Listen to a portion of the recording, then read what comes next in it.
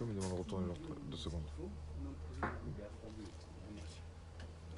Boker Tov, aujourd'hui, donc le 14 du mois de Tammuz, 17 juillet. Donc on a dit Bezrat Hashem qu'on va continuer à énumérer les raisons, les causes du jeûne du 17 Tammuz, donc qui normalement tombe Shabbat mais qu'on repousse à dimanche. Donc on a parlé hier sur l'étape de la loi que Moshe Rabbeinu a brisée quand il a vu la faute du veau d'or. Deuxième chose qu'il s'est passé, Saraf Apoustémous et Torah. On a vu qu'il y a un empereur grec qui a, au temps du deuxième temple, un peu avant le deuxième temple, quelques années avant le deuxième temple, qui a brûlé un Sefer Torah pour justement énerver le peuple juif. Et voilà, donc c'est pour ça, deuxième raison, c'est pour cela qu'on jeûne. Disait le Rav de Brisk, disait, cette notion-là de brûler la Torah n'existe pas. À nos yeux, la Torah a brûlé, c'est vrai. Mais de brûler la Torah, de faire en sorte que la Torah ne soit plus là, qu'elle n'existe plus, ça c'est impossible. La Torah sera toujours là. Et disait plus que ça le Rav de Brisk. On a vu que le Gaon de Vilna dit, dans une préface de la Mishnah, dit le Gaon de Vilna, quand une personne étudie chaque mot de Torah, quand une personne étudie, c'est une mitzvah. Et dit, cette personne, l'Apostémos, a voulu brûler le Sefer Torah, brûler la Torah, voulu qu'il n'y ait plus de Torah. Et dit maintenant, quand une personne ouvre la Mishnah de Ta'anit, et quand une personne ouvre la Mishnah de Ta'anit, étudie 7 mots, 7 mots, Beshivra Asar Betamuz, le 17 Tammuz, Saraf Apoustémous et Torah. Apoustémous a brûlé la Torah. Quand tu dis 7 mots, il fait 7 mitzvot.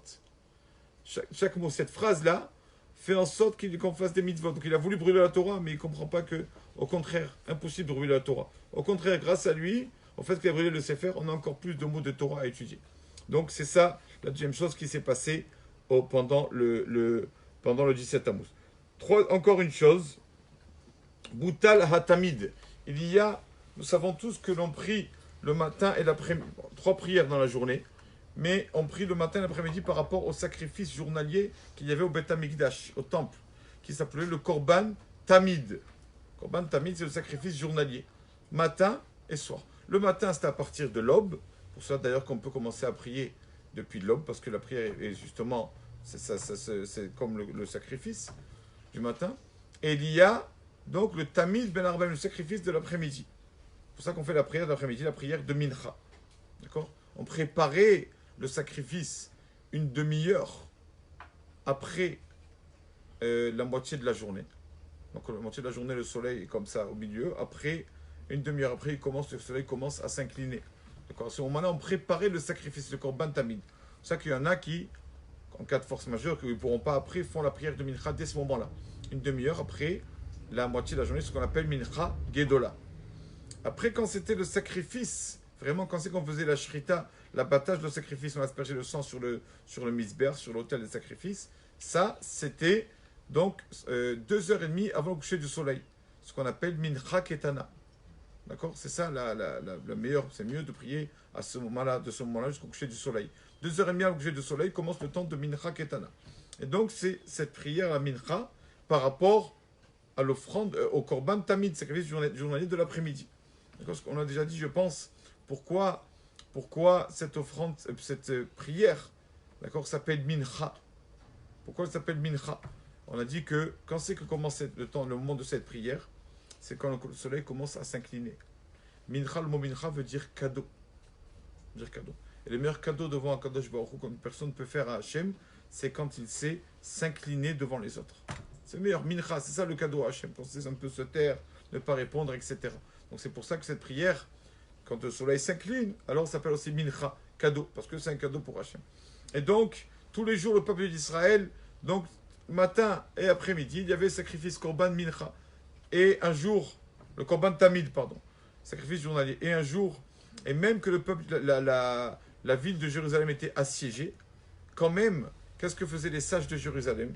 Ils faisaient passer par la muraille des pièces d'or et d'argent aux ennemis, pour que les ennemis leur donnent, ne demandez pas beaucoup, donnent 2 agneaux. 2 agneaux.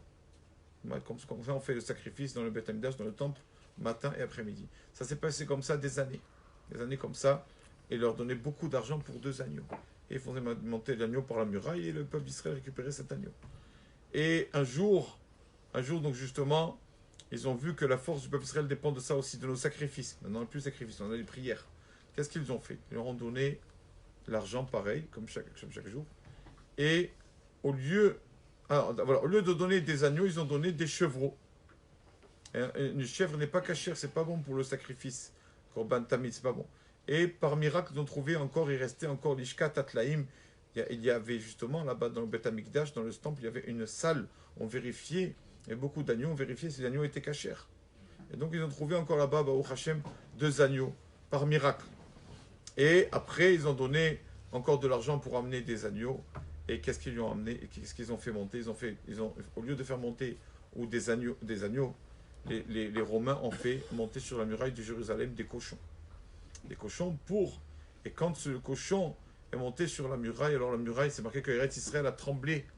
Eretz Israël a tremblé, que on fait monter un cochon sur la muraille de Jérusalem. Pourquoi le cochon, c'est le... Toujours, il n'y a pas que lui qui n'est pas cachère, le cochon. Pourquoi, quand on parle de bêtes non cachères, on parle du cochon? Il y a le chameau, il y a le lièvre, il y a plein qui ne sont pas cachères. Pourquoi on parle que du cochon? Parce qu'on dit que le cochon, c'est le pire. Pourquoi c'est le pire? Une bête non cachère, donc une bête cachère, pardon, il lui faut 2 signes pour être cachère, on le sait, ou ruminer et sabot fendu.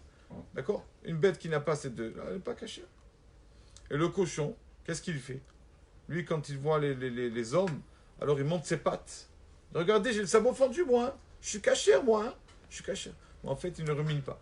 Quelqu'un qui se dit pas cachère, d'accord, il n'est pas cachère. Quelqu'un qui fait semblant d'être cachère, d'accord, il montre à tout le monde, regardez, et je suis religieux, et je fais Shabbat et tout. Mais après, derrière, comme ça, le travail, c'est pas le même et tout. Ça, c'est pire que tout. C'est pire que tout. Ça que le cochon est pire que tout. Tous les autres bêtes, ça va. On n'est pas cachère. On n'a rien de cachère. On n'a rien. Mais une personne qui se dit être cachère, qui fait semblant, c'est le pire. Donc, on a fait monter un cochon sur la muraille de Jérusalem. Et donc, c'est pour ça que aussi, ce jour-là, on n'a plus amené le sacrifice journalier. Korban Tamid, il n'y avait plus de bêtes. Il y a des sages qui disent que jusqu'à maintenant, Eliyahu, on a vu encore, prend des agneaux et amène devant Akadosh Baruch Hu, fait ce sacrifice de Korban Tamid. Il y en a qui disent comme ça. Il y en a qui disent que non, parce qu'ils disent que ça s'est arrêté complètement. Bon. Voilà, c'est pour ça aussi qu'on jeûne le 17 Tammuz. On a mis aussi une statue, une Avodazara, dans le Echal, dans le Beth Amikdash, on a mis une statue. Il y en a qui disent que c'est lui-même, la Sapos Tammuz, qui a fait ça. Il y en a qui disent que c'était le roi Ménaché qui a fait ça avant de faire Teshuvah. Et aussi, bien sûr, ce jour-là, Huvkar et le roi Titus, donc justement, a pu enfin rentrer dans la ville de Jérusalem. La ville était assiégée, mais ils ne sont pas rentrés les ennemis. Ils sont rentrés le jour du 17 Tammuz. Donc c'est pour ça, toutes ces choses-là, entre guillemets, ces événements-là, que nous, le 17 Tammuz, on va jeûner justement pour se rappeler de tout ça. Baruch Adonai Le'olam. Amen ve Amen.